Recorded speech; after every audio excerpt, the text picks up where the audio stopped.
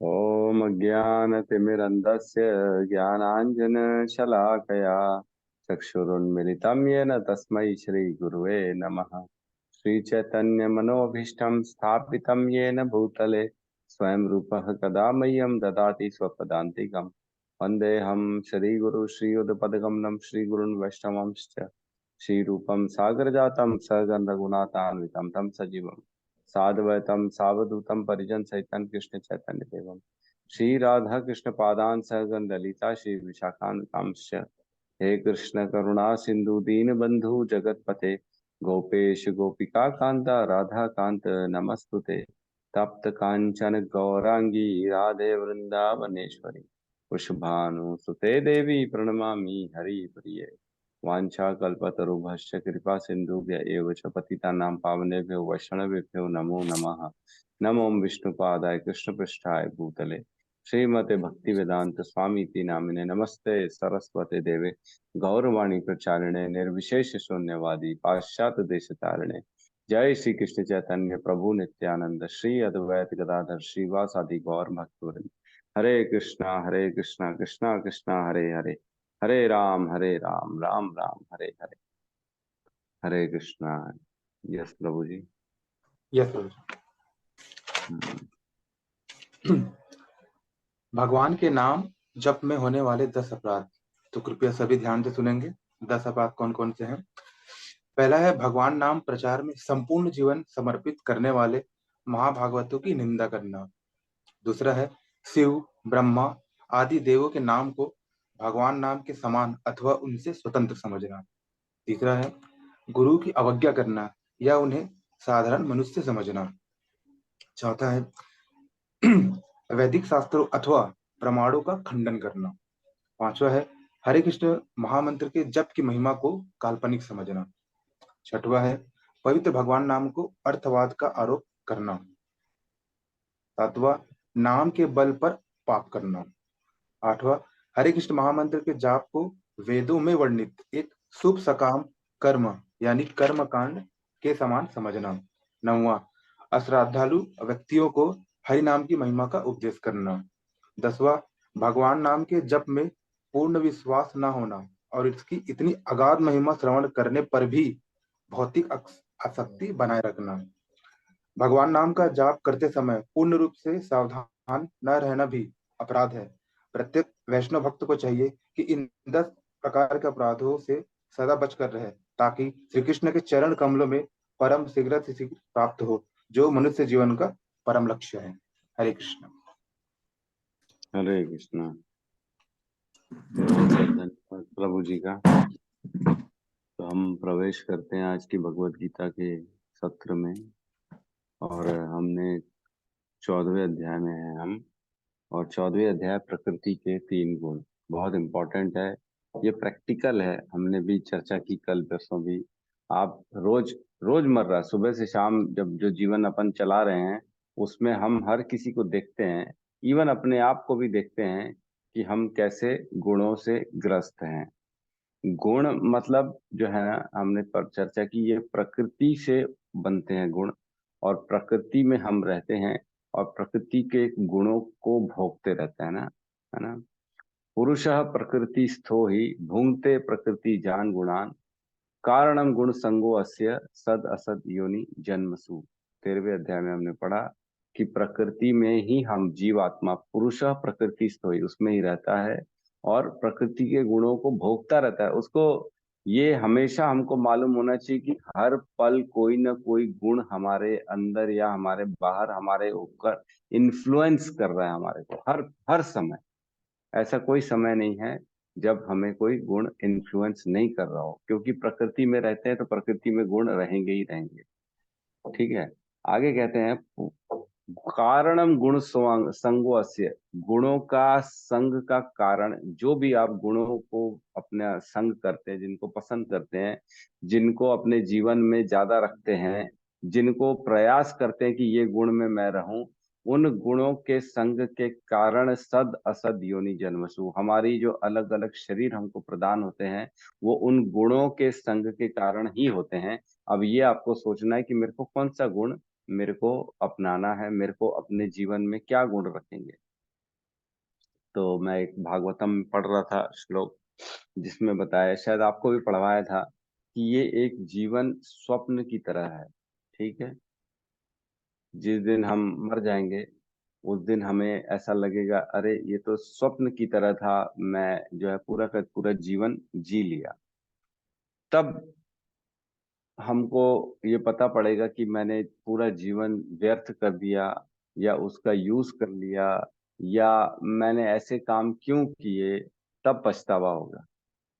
समय था, प्रभु जी की क्लास भी होती थी भगवत गीता की सुबह सुबह, काश मैं ठीक से पढ़ लेता, बातों को फॉलो कर लेता, तो शायद आज का दिन कुछ और ही होता। लेकिन कारणम गुण संगो से, ऐसे गुणों के कारण से अगला शरीर ये भी हो सकता है कि हमें छिपकली या सुअर का शरीर मिल जाए। जिस दिन, मतलब एक प्रभुपाद के जो है ना, प्रभुपाद की वाणी थी कि लेक्चर में बोलते हैं वो, एक दिन ऐसा आएगा, आपका शरीर जो है ना बदल जाएगा, और उस दिन आप चाह के भी कुछ नहीं कर सकते, है ना। अगर अगला शरीर आपका कुत्ते का हो गया, तो आप सिर्फ भौ भौ करते रह जाएंगे। हम, मतलब हम सब, हम आप नहीं, हम सब अगला शरीर भौ भौ करते रह जाएंगे। और जो है, कुछ, कोई उस समय फिर ऑप्शन ही नहीं बचेगा। समझ में आएगा, ऐसा नहीं कि समझ में नहीं आएगा। शुरू शुरू में जैसे ही मनुष्य योनि के बाद अगली योनि प्राप्त होती है ना, तो छटपटाता है प्राणी, बहुत छटपटाता है कि मैं कुछ बोल क्यों नहीं पा रहा हूँ, कर क्यों नहीं पा रहा हूँ, ये क्या हो गया, मेरे को कैसे बांध दिया गया, मैं यहाँ पे कैसे आ गया। मतलब सपना खुलेगा, और अगला शरीर जो है ना, जब जागेंगे, तब अगला शरीर मिलेगा कोई और, छिपकली, कुत्ते, सुअर का, कुछ भी मिल सकता है, हमारे गुणों के कारण। तो क्या हमको इतना आसानी से मनुष्य शरीर जो जीवन मिला है, इसको ऐसे ही हमको बिताना चाहिए? इतना कैजुअल लेना चाहिए क्या इस जीवन को? नहीं, बिल्कुल नहीं लेना चाहिए। ये बहुत खतरनाक मोड़ है। जैसे बोलते हैं ना, ड्राइविंग करते समय मोड़ आता है, तो खतरनाक मोड़ में ध्यान देना चाहिए, गाड़ी धीरे करनी चाहिए, बहुत सोच समझ के गाड़ी चलानी चाहिए। वैसे ही ये जीवन जो है बहुत खतरनाक मोड़ की तरफ है हमारा। और हम अगर इस जीवन में सचेत नहीं होंगे, तो आगे के अनेक जीवन हमारे बहुत गंदे बीतेंगे, बहुत गंदे। फिर पता नहीं क्या होगा आगे, कुछ नहीं मालूम। तो बहुत जरूरी है कि हम गुणों को पहचानें, अपने अंदर कौन से गुण हैं। और हमारी प्रयास ये हमेशा होनी चाहिए कि मैं हर समय सतोगुण में रहने की कोशिश करूं। ठीक है, क्योंकि गुणों के ऊपर उठाना तो भगवत भक्तों के संग से ही होगा। जैसा जैसा हम भगवत भक्तों का संग करेंगे, वैसे वैसे गुणों में ऊपर उठेंगे। और जैसे जैसे भगवान की सेवा जो होती है, निर्गुण अवस्था होती है, जिसमें कीर्तन है, प्रसाद खाना है, चैंटिंग है, विग्रह सेवा है, ये सारा कार्य जो है ना, इसको निर्गुण कहा जाता है। ये तीनों गुणों से परे है। जो भी भगवान कृष्ण विष्णु की सेवाएं होती हैं, उनके जो भक्ति के जो भी हमको साधना बताई गई है, साधना का जो भी प्रयास कर्म करते हैं, साधना के सारे कार्य निर्गुण होते हैं, उनमें कोई भी गुण नहीं होता। हम प्रसाद खा रहे हैं, हमको लग रहा है कि मैं प्रसाद अच्छा खा रहा हूँ, मीठा खा रहा हूँ, मेरा पसंद का खा रहा हूँ, लेकिन आप ये समझ सकते हैं कि वो जो है ना, वो दिव्य है प्रसाद।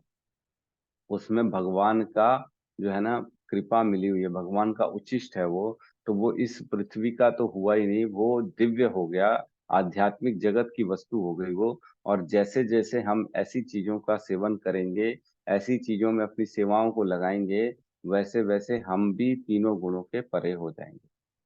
और जैसे ही हम तीनों गुणों के परे हो जाएंगे, हम भगवान के स्वभाव को प्राप्त हो जाएंगे। और हमारा उद्देश्य जो था कि इस जन्म मृत्यु के चक्र से बाहर निकलना, वो पूर्ण हो जाएगा।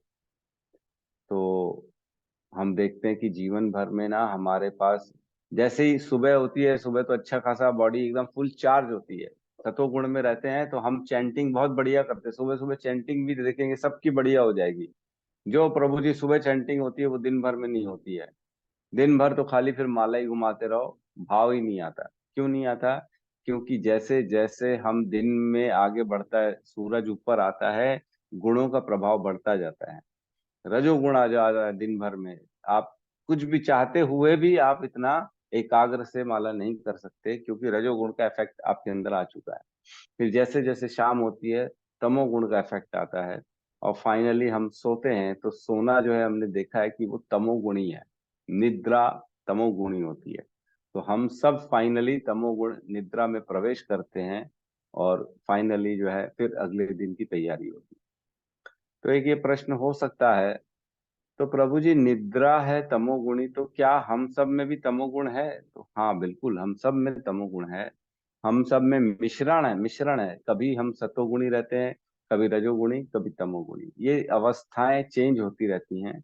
यही बताया गया अगले श्लोक में कि ये तीनों अवस्था, ऐसा कोई आदमी नहीं है जो ये कह सकता है कि मैं पूर्ण रूप से सतोगुण।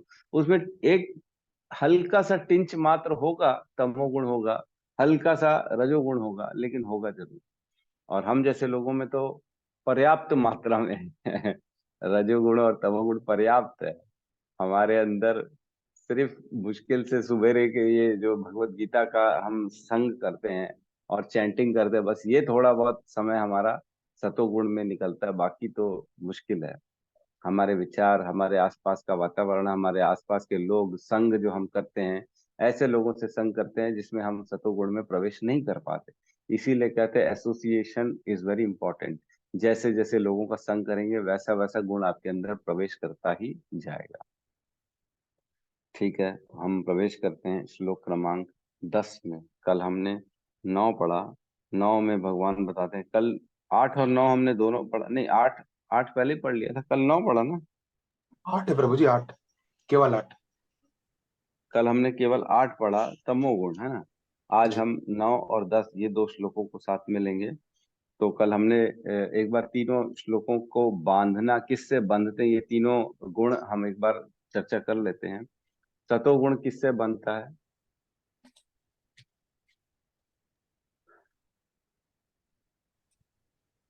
गौतम प्रभु ने हैंड उठा लिया है, लेकिन मैं चाहता हूँ कोई ऐसे लोग बोले जो कभी नहीं बोलते हैं जनरली। आप लोग? यस। प्रतीक प्रभु जी। काफी। जी प्रभु जी, यस कहिए प्रभु जी। सुख और ज्ञान प्रभु जी। सुख और ज्ञान से सतोगुण बांधता है, और रजोगुण किससे बांधता है प्रभु जी, आप ही बताइए। राग संग और तृष्णा प्रभु जी। राग, संग और तृष्णा, बिल्कुल सही बताया। और तमोगुण किससे बांधता है? आलस और प्रमाद प्रभु जी। आलस, प्रमाद और निद्रा। निद्रा। जी प्रभु जी। निद्रा। ठीक है, बहुत बहुत धन्यवाद। तो इन तीनों गुणों को बांधने का है ये तीनों गुण। सबसे पहले सतोगुण बंधता है ज्ञान और सुख से। तो सतोगुणी को ये लगता है कि मैं जो कर रहा हूं ना, ये सबसे सुखमय चीज कर रहा हूँ। और उसको मालूम रहता है कि मैं आत्मा नहीं हूँ, मैं शरीर हूँ, शरीर नहीं हूँ, मैं आत्मा हूँ।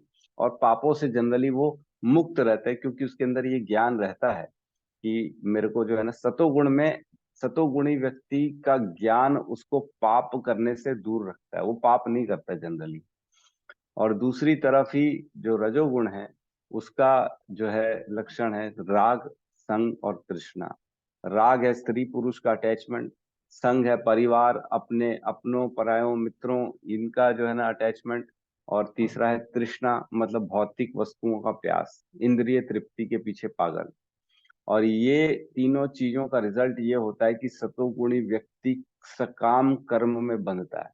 वो सकाम कर्म करने के लिए प्रेरित होता है इन तीनों के कारण।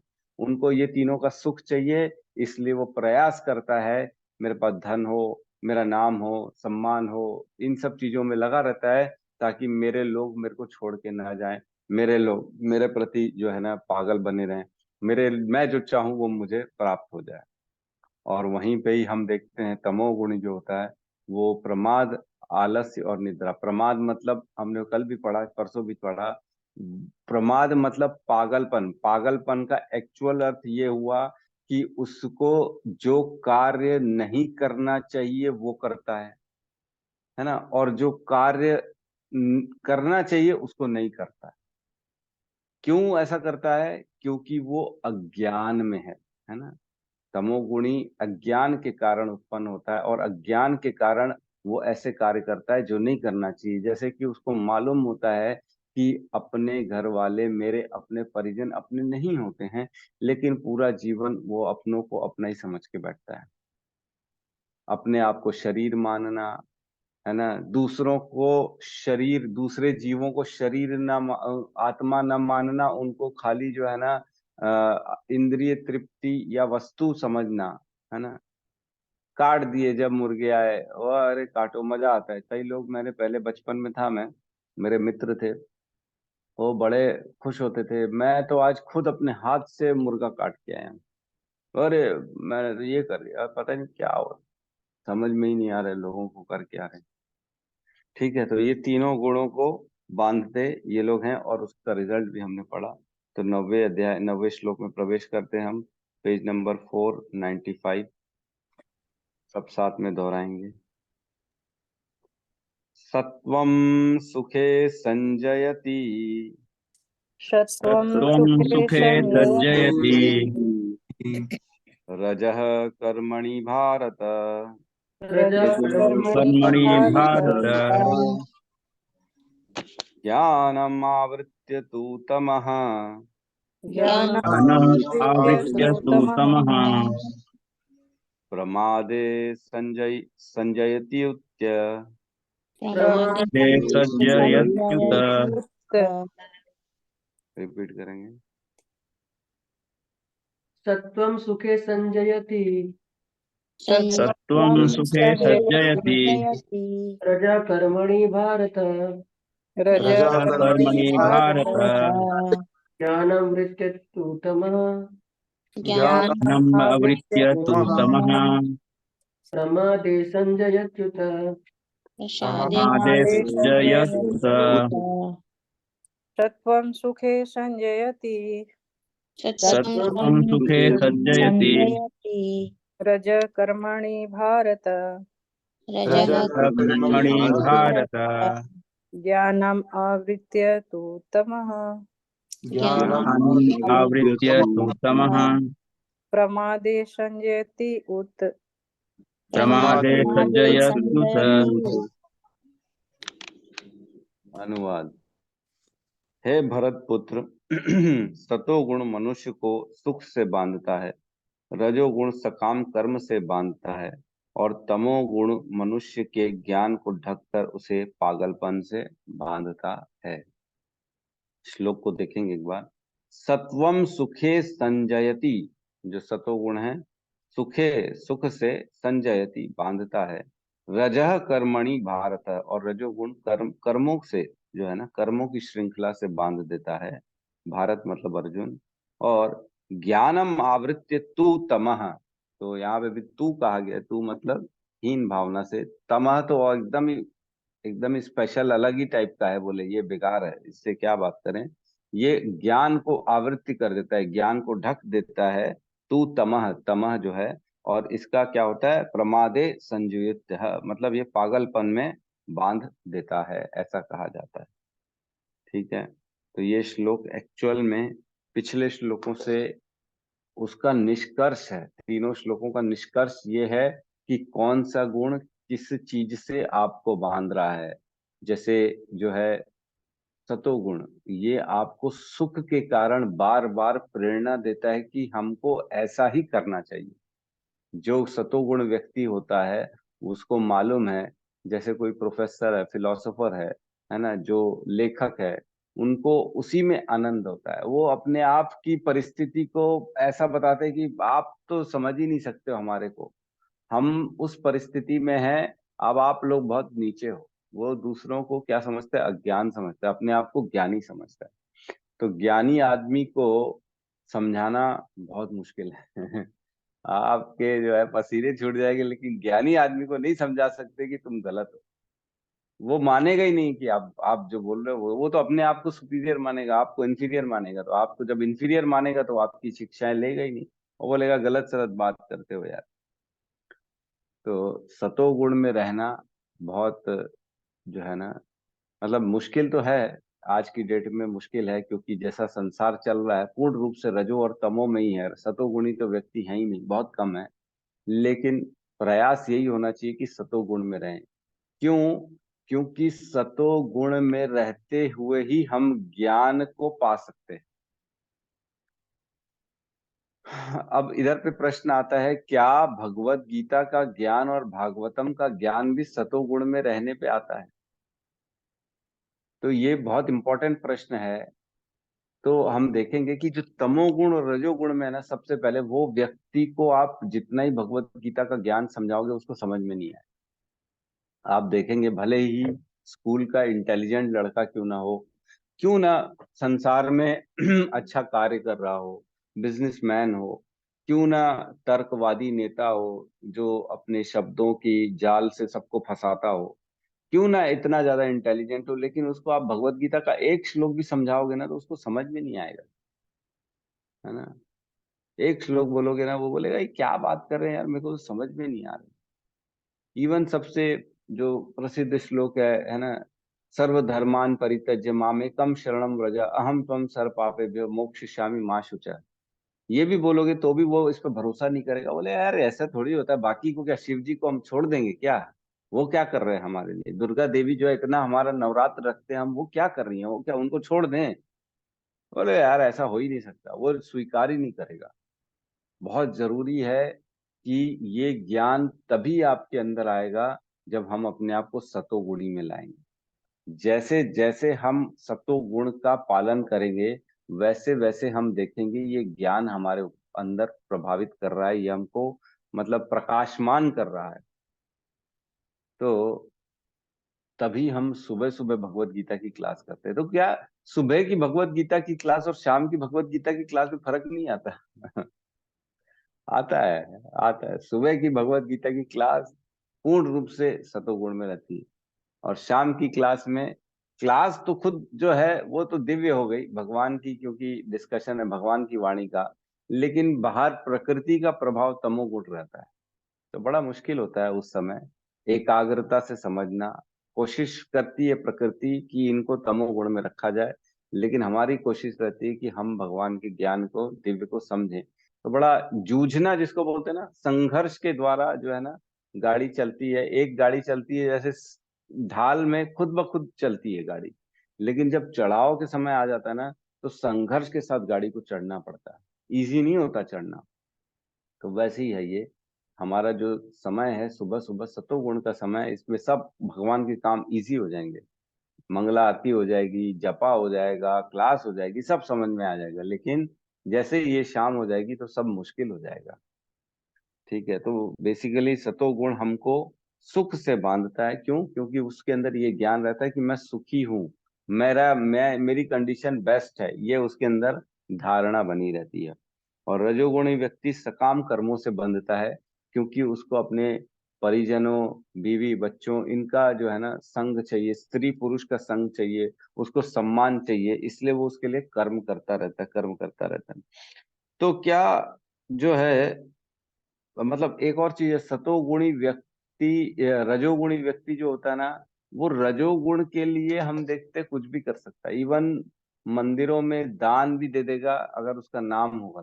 कई लोग होते हैं मंदिर में आ जाते हैं, नेता लोगों को हम भी देखते हैं, इनविटेशन होता है, कोई भी बड़ा कार्यक्रम होता है, क्यों? क्योंकि उनको नाम चाहिए।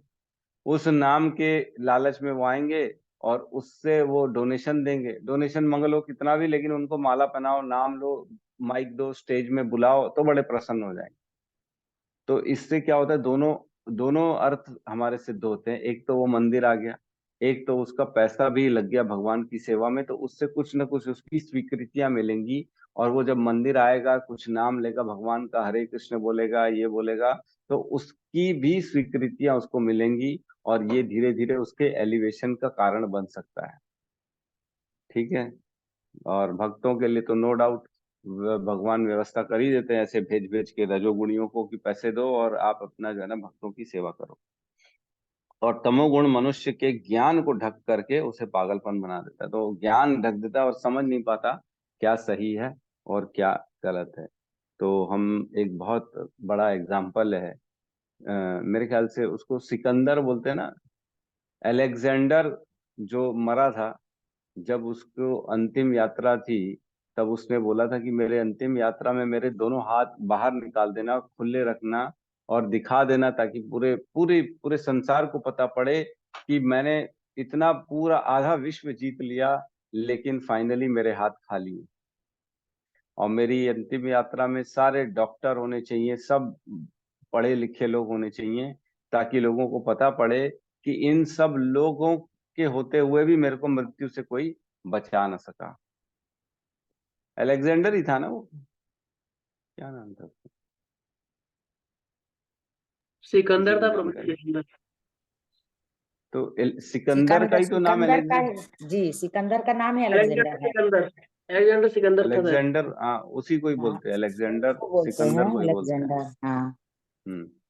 तो उसने पूरे आधे से ज्यादा विश्व को जो जीत लिया था, बहुत नरसंहार किया था उसने, और फाइनली उसको आखिरी में समझ में आया कि इन सब चीजों का कोई महत्व नहीं है। ये ऐसा पैसा, ऐसा सम्मान, ऐसा जीत, ऐसा मद, ये सारा चीज कोई काम का नहीं है। इसीलिए उसने बोला कि मेरे हाथ जो है ना बाहर निकाल दो, बार जो है ना लोगों को पता पड़े, इतना पैसा होते हुए भी कुछ नहीं कर सका। तो तमोगुणी व्यक्ति जो होता है पागल हो जाता है, उसको पता नहीं पड़ता सच क्या है झूठ क्या है, किसके लिए कारण कर्म कर रहा है कुछ नहीं मालूम, बस करे जा रहे करे जा रहे, सुबह से लेकर रात तक करे जा रहे करे जा रहे। ठीक है, तात्पर्य में हम प्रवेश करते हैं। तात्पर्य शील प्रभुपाद की जय। ततोगुणी पुरुष अपने कर्म या बौद्धिक वृत्ति से उसी तरह संतुष्ट रहता है जिस प्रकार दार्शनिक, वैज्ञानिक या शिक्षक शिक्षक अपनी अपनी विद्याओं में निरत रहकर संतुष्ट रहते हैं। तो सतोगुणी व्यक्ति अपने ज्ञान से संतुष्ट रहता है और अपने को इंटेलिजेंट समझता है, जैसे कि वैज्ञानिक, शिक्षक और अलग अलग ऐसे दार्शनिक लोग। आगे कहते हैं रजोगुणी व्यक्ति सकाम कर्म में लग सकता है, वह यथासंभव धन प्राप्त करके उसे उत्तम कार्य में व्यय करता है। तो एक चीज बताओ मेरे को, जब रजोगुणी व्यक्ति सकाम कर्म में लग सकता है, वह यथासंभव धन प्राप्त करके उसे उत्तम कार्यों में व्यय करता है, तो क्या सतोगुणी कर्म नहीं करता? क्या कर्म में नहीं बंधता? वो इसकी इच्छा नहीं होती क्या कर्म करने की? कौन बताएगा? रजोगुणी तो बंध गया अपने ये तीन चक्करों में, और इसलिए उनका सकाम कर्म करता रहता है, प्रयास श्रम करता रहता है। तो क्या सतोगुणी काम नहीं करता क्या?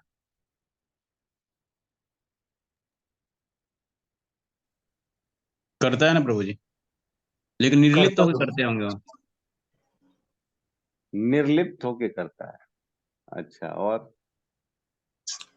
प्रभु जी वो कर्म करते हैं, लेकिन उनका जो भी कर्म मतलब खाना पीना या फिर वर्किंग में जाना, मतलब सब कुछ भगवान के लिए होता है। मतलब कहीं ना कहीं मतलब भगवान के अटैचमेंट रहता है।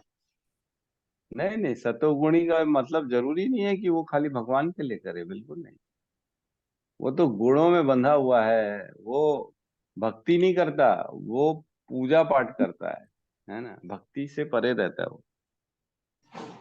भक्ति जो होती है ना वो निर्गुण हो जाती है, ठीक है, लेकिन कर्म वो ज्ञान के लिए करता है एक्चुअल, है ना, ज्ञान के लिए कर्म करता है, और कर्म में बंधता नहीं है। वो सिर्फ उतना ही कर्म करेगा जितना वो, जैसे बोलते ना, एक होता है हार्ड वर्किंग और एक होता है स्मार्ट वर्किंग। एक स्मार्ट वर्क होता है, एक हार्ड वर्क होता है। हार्ड वर्क बेचारा बहुत ज्यादा मेहनत करता है, और एक स्मार्ट वर्क होता है जो कम मेहनत करता है, बुद्धि से चलता है। वो बुद्धि का उपयोग ज्यादा करेगा, श्रम कम करेगा। तो वो सतोगुणी व्यक्ति अपने ज्ञान के द्वारा कर्म को कम कर देता है, और जितने कर्म की जरूरत होती है सिर्फ उतना ही करता है, उससे ज्यादा नहीं करता है ना। तो कर्म ज्यादा कौन करता है? रजोगुणी करता है, क्योंकि उसको चाहिए राग संग तृष्णा। और ये सतोगुणी व्यक्ति राग संग तृष्णा में फंसा नहीं रहता है। उसको मालूम है मेरा परिवार जो है ना एक दिन मेरे को छूट जाएगा। उसको मालूम है ये सब इंद्रिय तृप्ति वस्तु की कोई चीजें नहीं है, ये तो सब ऑटोमेटिकली आ जाएंगी। उसको मालूम है, ज्ञानी है वो, उसके अंदर ज्ञान है, इसलिए वो इन सब चीजों के लिए नहीं श्रम करता। वो केवल ज्ञान के लिए श्रम करेगा, और केवल सुख के लिए, जो उसको मालूम है कि ये सुख है, उतने के लिए वो कर्म करेगा, उससे ज्यादा नहीं करता वो। ठीक है, क्योंकि ये बड़ा सूक्ष्म डिवीजन है। हम समझेंगे, चर्चाएं करेंगे तो हम जरूर समझेंगे। कभी कभी वह अस्पताल खोलता है, ये देखो बात चल रही, कभी कभी वह अस्पताल खोलता है और धर्मार्थ संस्थाओं को दान देता है। ये लक्षण रजोगुणी व्यक्ति के हैं। लेकिन तमोगुणी तो ज्ञान को, तो रजोगुणी व्यक्ति जो होता है ना, अस्पताल भी खोलता है, संस्थाओं को दान देता है। तो ऐसा नहीं है कि सतोगुणी व्यक्ति दान नहीं देता, सतोगुणी भी दान देता है, रजोगुणी भी दान देता है। सतोगुणी भी अस्पताल खोलता है, रजोगुणी भी अस्पताल खोलता है, लेकिन दोनों में भेद क्या है? क्या भेद है? यस सोनिका माता जी बताइए। हरे कृष्णा, दंडवत प्रणाम प्रभु जी। हरे प्रभु कृष्णा। जी, जो रजोगुनी है वो अपना नाम चाहता है कि मेरा नाम हो जाए। जो सतोगुनी है हाँ, वो, यस यस, हाँ जी, बोलिए बोलिए। सतोगुनी दान तो करेगा लेकिन वो अपना नाम नहीं करवाएगा। हाँ, उसको फर्क नहीं पड़ेगा, वो ऐसा नहीं चाहेगा कि मेरा लेवल चिपके, मेरा नाम हो, लोग मेरे को फॉलो करें, मेरे को इसके कारण सम्मान मिले, वो उसके अंदर ये भावना नहीं रहेगी। सतोगुणी व्यक्ति पैसा दे के बोल देगा ठीक है भैया, मैंने भगवान के लिए तुम्हारे को पैसा दिया, अब तुम्हारी इच्छा जो करना है करो, उसको कोई फर्क नहीं पड़ेगा। और रजोगुणी व्यक्ति पैसा तो देगा, लेकिन आएगा, माइक भी लेगा, माला भी पहनेगा, नाम भी बुलवाएगा कि प्रभु जी की कृपा से आज हमें इतना डोनेशन मिला, इनकी जय हो, इनके लिए सब हरे कृष्ण महामंत्र बोलिए, आपकी कृपा से आज भक्तों के लिए भंडारा बना है, ये हुआ है वो हुआ है। ये हो गया रजोगुणी व्यक्ति। और सतोगुणी व्यक्ति चुपचाप अंदर ही से जाके दे देगा, प्रभु जी ये रख लो, मेरे को कोई दिक्कत नहीं, आप चुपचाप अपना काम करो, बस आपका काम होते रहना चाहिए। ये हो गया दोनों में फर्क। ठीक है, आगे कहते हैं, तमोगुणी तो ज्ञान को ढक लेता है। तमोगुण में रहकर मनुष्य जो भी करता है वह न तो उसके लिए न किसी अन्य के लिए हितकर होता है। तो जो तमोगुणी है उसका काम हितकर ही नहीं होता, किसी के लिए एडवांटेज नहीं होता, किसी का लाभ नहीं होता तमोगुण में। तो एक राजा थे, राजा कृष्ण राय। एक राजा थे, हाँ, कृष्ण राय। वो राजा जो है ना, उनका राज्य था, उसमें भ्रमण कर रहे थे। तो उस राज्य में एक ब्राह्मण रहता था जो भगवान की भक्ति करता था और अपना आश्रम चलाता था, है ना। तो उस आश्रम में शिष्य थे, उसकी पत्नी थी, सब लोग रहते थे और बढ़िया कथा वथा करते थे, कीर्तन करते थे। तो राजा कृष्ण राय जब गया आश्रम में, तो उसने ब्राह्मण को देखा, बेचारा बहुत ही सिंपल तरह से रहता है। तो राजा ने ऑफर किया कि मैं आपको कुछ जो है ना दान देना चाहता हूँ। तो जब दान देने के लिए बोला तो उसने, ब्राह्मण ने मना कर दिया, बोले मैं क्या करूंगा दान लेके आपका, मैं तो जो है, मेरे उसके वृक्ष था एक, उसके आश्रम में इमली का वृक्ष था, उस इमली के वृक्ष से बोले मेरी पत्नी तोड़ती है इमली, उसकी चटनी बनाती है, और मेरे शिष्य जो है ना दक्षिणा जो है ना भिक्षा लेके आ जाते हैं, चावल, हम तो चावल को पकाते हैं और चटनी लगा के खाते हैं, बस हमारा काम हो जाता है, हमको कुछ नहीं। तो इसका मतलब ये हुआ, राजा आश्चर्य करने लगा कि ऐसा कैसे हो सकता है कि इसको मैं दान दे रहा हूँ और दान के लिए वो मना कर रहा है। तो ये पूर्ण रूप से जो भगवत प्रेमी होते हैं ना, इनको गुण इफेक्ट ही नहीं कर सकते, वो लालसा भी नहीं रखते हैं कि हमारे अंदर कोई भी प्रकार का गुण प्रवेश हो, इसलिए वो दूर ही रहते हैं। ना पैसा लेगा, ना कैसे किसी भी तरह से जो रहेगा, वो संतुष्ट रहते हैं। संतुष्टः परमम सुखम, बहुत सुखी रहता है, संतुष्ट रहता है। तो हम जितना जितना गुणों में, जितना जितना व्यवस्थाओं में, जितना जितना चीजों में लगे रहेंगे, उतना उतना हमारे को गुण इफेक्ट करते जाते हैं, हमको पता भी नहीं पड़ता है, हम गुणों के अधीन होते चले जाते हैं। जैसे पपेट शो होता है, हमने देखा है, पपेट शो में पतले पतले धागे होते हैं जो उन पपेट को बांध के नचाते हैं, और पपेट नाचता है धीरे धीरे, हमको पता नहीं, मतलब धागा दिखता नहीं है, समझते हम तो समझते हैं, लेकिन दिखता नहीं है वो धागा, और हम नाचते हुए दिखते पपेट। वैसे ही हम भी हैं, हम सब भी गुणों में रहते हैं और गुणों के द्वारा नचाए जाते हैं, क्योंकि वो गुण हमको उसमें बांध देते हैं। ठीक है, तो नेक्स्ट श्लोक में प्रवेश करते हैं। एक और इसका रेफरेंस है, 12.16 खोलेंगे एक बार। एक उसमें ना भक्तों का जो भगवान ने बताया ना, मेरे को ये भक्त प्रिय है, तो उसमें एक आता है, तो हमने पढ़ा है 12.16 में, अनपेक्ष शुचि दक्ष उदासीनो गतव्यथः सर्व आरंभ परित्यागी यो मद भक्ता स मे प्रिय, है ना, हमने पढ़ा ये कि इसमें ये मैं इंपॉर्टेंट पॉइंट बताना चाह रहा हूँ, ये इसलिए इसको श्लोक को बुला रहा हूँ। सर्व आरंभ परित्यागी, याद है किसी को क्या था ये?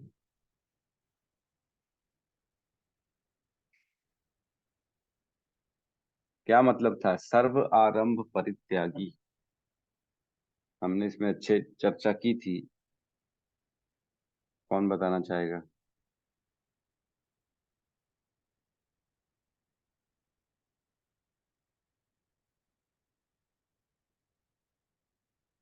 अनपेक्षः शुचि दक्षः उदासीनो गत व्यथः सर्व आरंभ परित्यागी, ये सारे गुण हैं जो भगवान को अपने भक्तों में बड़े अच्छे लगते हैं। स में प्रिय, तो सर्व आरंभ परित्यागी का मैं आप लोगों से जानना चाहता हूं कि हमने क्या पढ़ा था, किसको याद है?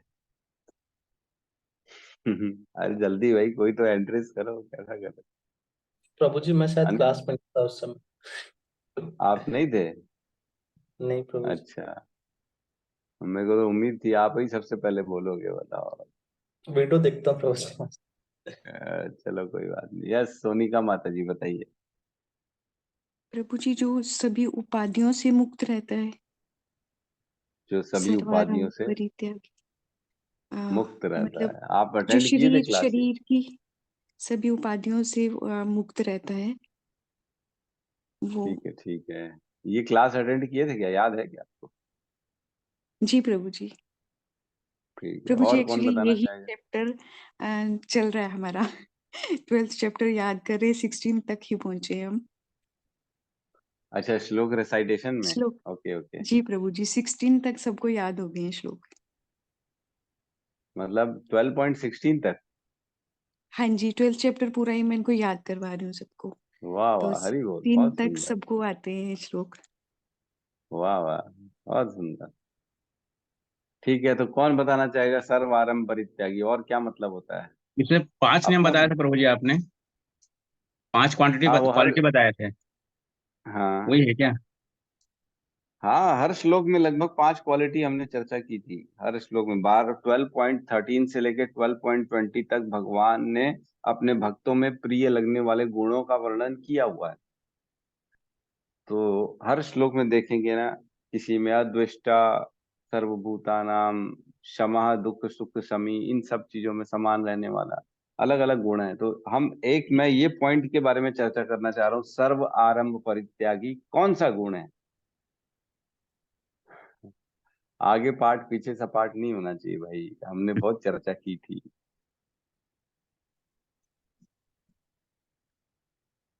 अरे बाप रे बाप, श्लोक सामने है, अनुवाद सामने है, तात्पर्य सामने है, फिर भी नहीं बता पा रहा, ये तो बड़ी जो है दुखद घटना है हमारे लिए।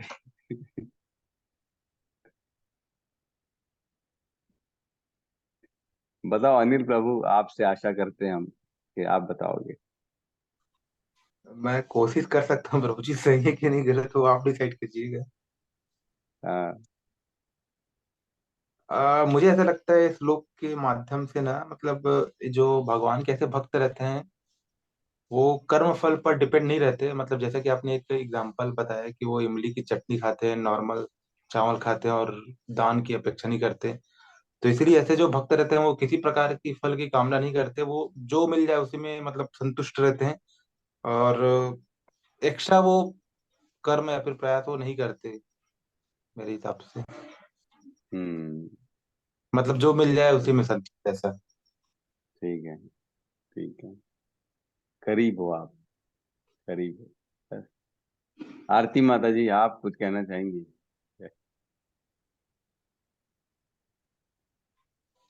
हरे कृष्णा प्रभु जी। हरे कृष्णा। वो भक्त किसी उपाधि की अपेक्षा नहीं रखता है, और ए,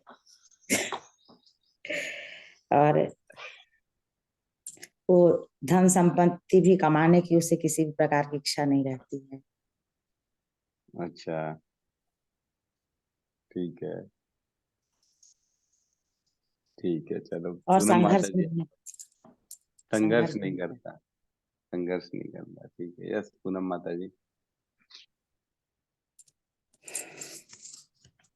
ऐसा भक्त जो सामान्य मतलब कार्यकलाप पे आश्रित नहीं होता प्रभु जी, और मतलब कोई भी चिंता से मुक्त रहता है, कष्ट से रहित रहता है, या कोई भी फल के प्रति प्रयत्नशील नहीं रहता है। फल के प्रति प्रयत्नशील नहीं रहता है, बिल्कुल। देखिए ये बहुत इम्पोर्टेंट पॉइंट है, ये काफी काफी हद तक एकदम क्लोज है माता जी की। फल के लिए प्रयत्न नहीं करता है, तो मैंने यही चर्चा की थी। सर्व आरंभ परित्यागी का मतलब ये है कि वो ऐसे कार्य में बिल्कुल भी प्रयास नहीं करता, ऐसे कार्यों को आरंभ नहीं करता, ऐसे टारगेट, ऐसा शिफ्ट, ऐसा ग्रोथ, ऐसा कोई भी कार्य नहीं करता जिससे कि मेरी भक्ति में कॉम्प्रोमाइज आए, है ना। तो मतलब जैसे बोलते हैं ना, प्रभु जी मेरा प्रमोशन मिल गया, अब मैं यहाँ जा रहा हूँ, अब मेरे वहां लेकिन मेरी भक्ति कम हो जाएगी। तो ऐसी जगहों से वो दूर रहता है। सर्व आरंभ परित्यागी, परित्याग करता है, ऐसे कोई भी काम का आरंभ नहीं करता है जिससे भक्ति के में दोष आए। ऐसे कोई रिजल्ट नहीं चाहिए जिससे भक्ति खत्म हो। मतलब चाहे सकाम कर्म हो, चाहे बड़ा उन्नति क्यों ना हो, चाहे बड़ा ऐसा कोई भी पदवी क्यों ना हो, ऐसा कोई उसको डेजिग्नेशन मिल जाता है, प्रभु जी आज से आपको हम ये बनाते हैं, लेकिन अब आपकी ड्यूटी जो है ना 15 घंटे हो गई महीने की, आपका लेकिन सैलरी बढ़ गया। तो ऐसे आरंभ से दूर रहता है और ऐसे प्रयासों से दूर रहता है जिससे उसकी भक्ति खत्म हो, है ना। तो काफी हद तक आप लोगों ने सही बोला, लेकिन मैं आशा कर रहा था, क्योंकि इस पे हमने चर्चा की थी, सारे एग्जाम्पल्स दिए थे अपन ने, अच्छे से चर्चा की थी, याद हो तो, कि ऐसे कोई कार्य नहीं करता, आरंभ नहीं करता, बड़े बड़े टारगेट, बड़े बड़े डिसीजन नहीं लेता। जैसे मैंने आपको अपना खुद का भी एग्जाम्पल दिया था कि मेरा भाई बोलता है कि कोई अच्छा बड़ा काम कर लेते हैं, एक और दाल मिल खोल लेते हैं, राइस मिल खोल लेते हैं, ये कर लेते हैं। अब मैंने हाथ जोड़ दी, भैया मेरे से नहीं होगा, मैं नहीं कर सकता, हम नहीं कर सकेगा वो, तो मैं नहीं करूंगा, क्योंकि मेरे को भक्ति कम नहीं करनी भैया अपने पास। वैसी जो है ना, क्या करना है इन सब चीजों के लिए, कोई समय नहीं है हमारा, कब निकल जाएंगे, फिर रह जाएगी खाली बातें। तो सर्व आरंभ परित्यागी, तो ऐसा जो है ना, तमोगुणी व्यक्ति अज्ञान से ढका रहता है, और वो भगवान के जो है ना उस पागलपन में बंध जाता है, और वही पागलपन है जो बड़े बड़े काम उससे कराए जाते हैं अज्ञानता के कारण। ठीक है, तो दूसरा श्लोक आज नहीं ले पाएंगे। हम्म। ठीक है, किसी का कोई प्रश्न है, किसी का कोई रियलाइजेशन है तो बिल्कुल शेयर कर सकते हैं। यस अनिल बाबू कहिए। कुछ पूछना था प्रभु जी। ये मान के चलिए यस। हम लोग स्टार्टिंग चैप्टर पे जाने वाले हैं दूसरा चैप्टर पे जाने वाले हैं। मन में जगह कि सबको वो चीज पता चले। तो जैसा कि एक बार आपने क्लास में बताया था प्रभु जी, जो जैसे कि कोई व्यक्ति है, वो दान पुण्य किए, अच्छे काम किए, फिर उसको स्वर्ग की प्राप्ति होती है। अब जैसे उसका जब पुण्य क्षीण होता है, खत्म होता है, तो उसको जब धरती पे वापिस आना आता है, उसके बाद फिर वो बादलों में प्रवेश करता है, पानी की बूंद में कन्वर्ट होता है। फिर वो वर्षा की बूंद एक माध्यम होता है कि उसको दूसरे गर्भ में प्रवेश कराया जाए। तो ये तो उस आत्मा की बात है जो पुण्य किए थे, स्वर्ग गए थे, फिर वापिस आए। बाकी जो जैसे कि जीव जंतु हुए, हाथी, घोड़ा, कुत्ता, बिल्ली, चींटी, केचुए या फिर छोटे छोटे जीव, उनका भी यही प्रोसेस होता है क्या, अगर उनको अलग योनि में डालना है? हम्म। जीव जंतु का उत्पत्ति का प्रोसेस क्या है? जी। होना तो यही चाहिए, मतलब ये मेरा विचार है। मैंने एज सच किसी के लेक्चर में और किसी से ऐसा सुना या पढ़ा नहीं है, लेकिन होना यही चाहिए। क्योंकि देखो, मेरे को ऐसा लगता है कि जल में हमेशा आत्माएं जो होती है ना, ट्रांसफर जल के माध्यम से ही होती है, मेरे को जो समझ में आता है। तो जल जैसे हम देखते हैं, पानी गिरता है तो काई जम जाती है, कहीं पे हम्म। भी पानी रहता है तो मच्छर उगाते हैं, कहीं पे भी पानी पड़ता है तो वहां पे हम देखते हैं कि पेड़ वेड़ सब चीज उगना चालू हो जाती है। तो पेड़ पानी ही एक माध्यम है जिस जिससे सब आत्माएं ट्रांसफर होती हैं, और हर जीव को पानी आवश्यक है। हम देखते हैं हर जीव पानी के बगैर नहीं रह सकता। तो होना तो यही चाहिए कि उसी के माध्यम से जो इनके भी जो इवोल्यूशन है, इनका भी जो प्रजनन की जो प्रोसेस है, पानी के माध्यम से ही आत्मा ट्रांसफर होती है। होना तो यही चाहिए प्रभु जी।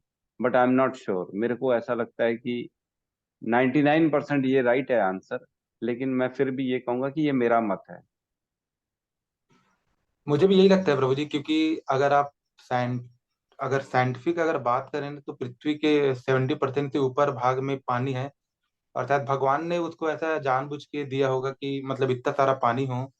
और जो 84 लाख योनियों का जो फेर है, एक चक्र है, वो एक पानी एक माध्यम बन सकता है। क्योंकि अगर भाई अगर अगर कोई मनुष्य है ना, वो पाप किया हुआ, अब उसको अगर मेंढक की योनि देना है, तो प्रोसेस वही होगा कि वो आत्मा मतलब पानी के माध्यम से या फिर नदी के माध्यम से या फिर अलग अलग जल स्रोतों के माध्यम से जाएगी।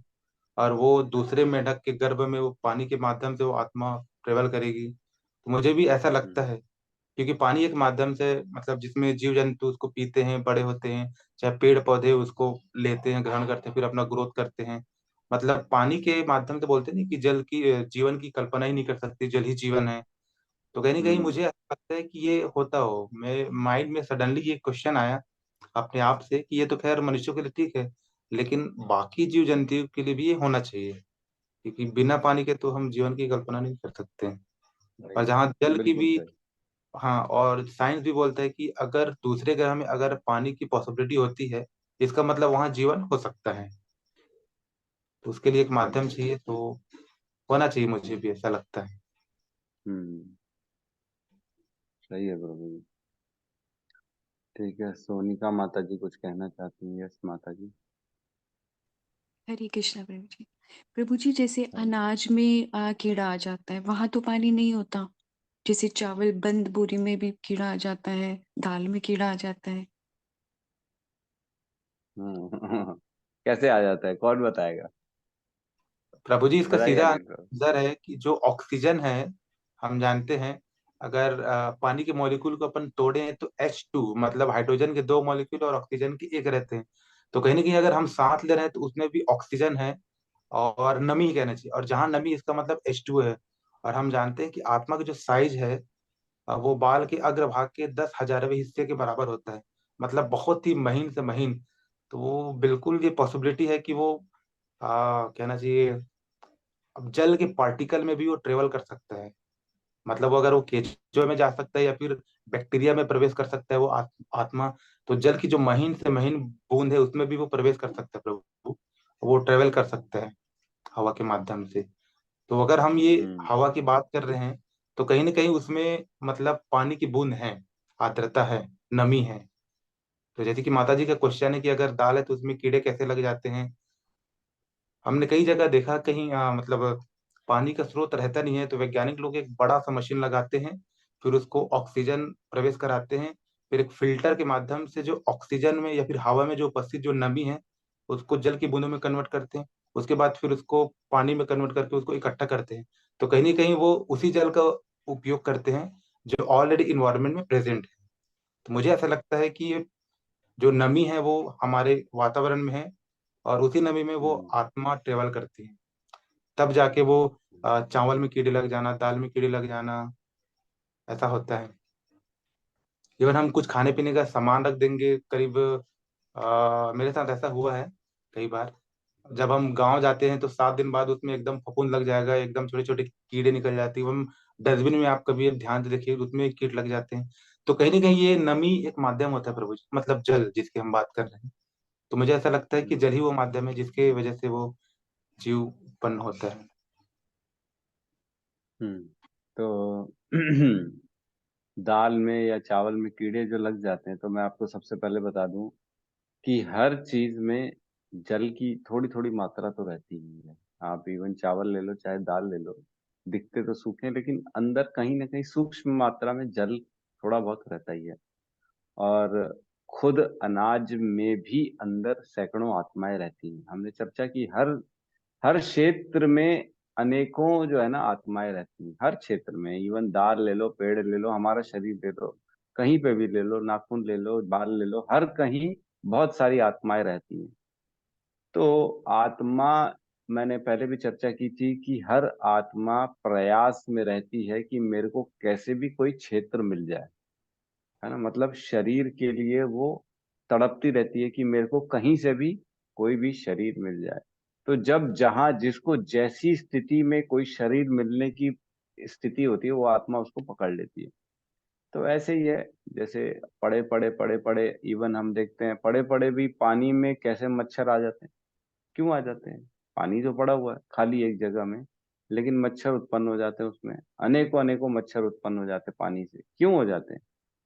तो ये जो आत्माएं होती हैं, जब इनको आप जो है ना प्रॉपर क्रिया में नहीं डालते हैं, तब इनको जगह मिलती है और ये अपना अपना क्षेत्र बनाने की कोशिश में रहती है, और इनको क्षेत्र मिल जाता है तो क्षेत्र उत्पन्न हो जाते हैं। तो वैसे ही है, दाल में कीड़े, इसमें कीड़े, उनको जैसे ही मिला, समय मिला, उन्होंने अपना अपना प्रजनन किया, प्रजनन करके उन्होंने क्षेत्र हासिल कर लिया, क्योंकि सुविधाएं सब मिल गई ना। वहां पे हवा मिल गया, पानी मिल गया, और जो है भूख के लिए उनको पेट भरने के लिए सामग्री भी मिल गई। तो इसीलिए मनुष्य भी, जैसे अभी श्री राम प्रभु ने कहा कि मनुष्य भी जनरली, जो बड़ी बड़ी सिटीज हैं वो नदी किनारे ही पहले बनती थी, क्योंकि नदी किनारे सारी फैसिलिटी मिल जाती, पानी मिल गया, हवा मिल गई, क्षेत्र मिल गया रहने के लिए, और पेड़ पौधे हैं ही हैं पानी किनारे, तो आदमी को खाना मिल गया। तो वहां पे फिर सिटी, बड़े बड़े शहर गांव बस जाते थे। वैसे ही इन छोटे छोटे क्षेत्रों के साथ भी है, जो कीड़े मकोड़े हैं, इनको भी सारी सुविधाएं मिल गई, अन्न मिल गया, हवा मिल गई, हवा तो रहती है चारों तरफ, और जो है थोड़ा सा भी जल, जैसे नमी पड़ जाती है तो उसमें बहुत जल्दी कीड़े आ जाते हैं। तो ये फैसिलिटीज देंगे तो क्षेत्र उत्पन्न हो जाएंगे। घर को छोड़ के जाओ आप महीना 2 महीना, तो ऑटोमेटिकली चारों तरफ जाले वाले, यूं त्यों गंदगी आ जाएगी, कीड़े घूमने चालू हो जाएंगे। क्यों? क्योंकि हर क्षेत्र के लिए एक आत्मा घूम रही है कि मेरे को क्षेत्र मिल जाए, तो फैसिलिटी देंगे तो मिल जाएगी। यही है तो माता जी। और ये जो जो शरीर मिलता है, मतलब छोटे छोटे कीट पतंगों की हम बात करें, तो वो प्रकृति डिसाइड करती है कि वो जीव के ऊपर रहता है कि वो उसकी पॉसिबिलिटी कितनी रहती है। जैसे कि अगर हम नदी से पानी लाते हैं 1 गिलास, या तो उसको मैं पी जाऊं, या तो किसी पौधे को दे दूं, या तो किसी कुत्ते को दे दूं। अब उसमें जो आत्माएं रहती हैं, अगर वो कुत्ता पीता है तो कुत्ता का योनि मिल जाएगा, अगर हम पेड़ में डालें तो आने वाले समय में वो बीज बन जाएगा। नहीं नहीं, ऐसा नहीं, ऐसा नहीं है। आप अगर पी रहे हो तो जरूरी नहीं है उसको मनुष्य की योनि मिले। अगर कोई आत्मा के भाग्य में एक पेड़ की योनि लिखी है, तो उस पानी को आप पियोगे जिसमें वो आत्मा है, तो भी वो आपके शरीर में नहीं रहेगी, और आपके शरीर से मल मूत्र के द्वारा निकल जाएगी बाहर, और वो बहते बहते खेतों में ही चली जाएगी, और उसी फल के लिए जिसके लिए उसको चुना गया है, उसी फल में ही वो उसी का बीज बन के प्रवेश करेगी, है ना। जो पेड़ है, पेड़ उसको एब्जॉर्ब करेगा, फिर अपने फल में, बीज में उसको स्थानांतरित कर देगा। सोचो, और सोचो, स्थानांतरित तो कर दिया, उसके बाद ऐसा प्रकृति का संजोग आएगा कि वो गलती से बीज गिर ही जाएगा कहीं ना कहीं, और फिर उससे पेड़ उत्पन्न होगा ही होगा। तो कितने सूक्ष्म तरीके से प्रकृति काम कर रही है, हम समझ भी नहीं सकते, हमारा दिमाग उतना, उतनी गहराई में घुस भी नहीं सकता जितना वो काम कर रही है। लेकिन कम से कम ये समझ सकते हैं कि बहुत ही ज्यादा साइंटिफिक है, बहुत ही ज्यादा एक्यूरेट है, और बहुत जैसा प्रकृति चाहती है वैसा होता है, एक्चुअल में वैसा ही है। हम लोग तो सब एक माध्यम बन जाते हैं। ठीक है, बिल्कुल। थोड़ा गहराई से सोचना चाहिए, सब बहुत गहरे विषय हैं। यस, कहिए क्या कहना है। हरे कृष्णा प्रभु जी।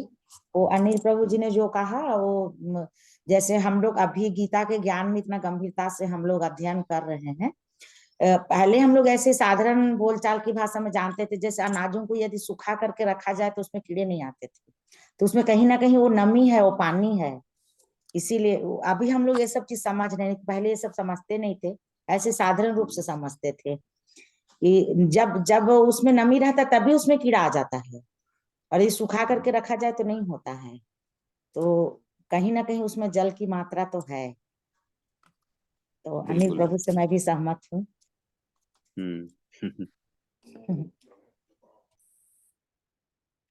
यही फायदे हैं पढ़ने का, समझने का। हम प्रैक्टिकल देखना चालू करते हैं हर चीज में।